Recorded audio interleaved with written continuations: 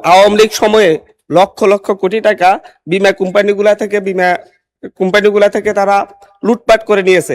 আপনার যেই অভিযোগ আপনি তুললেন, অলরেডি এর ভিতরেই চেয়ারম্যান এটি ইনভেস্টিগেশন করছে, এরকম যেগুলো কমপ্লেন আছে সবগুলো ইনভেস্টিগেশন করছে।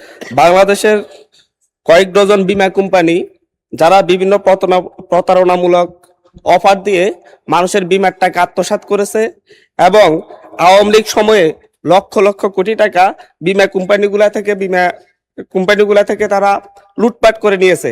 এই বীমা কোম্পানিগুলোর ব্যাপারে এবং মানুষ যারা এখানে অর্থ জমা রেখেছে সেগুলা পুনরুদ্ধারে সরকার কোনো উদ্যোগ নেবে কিনা।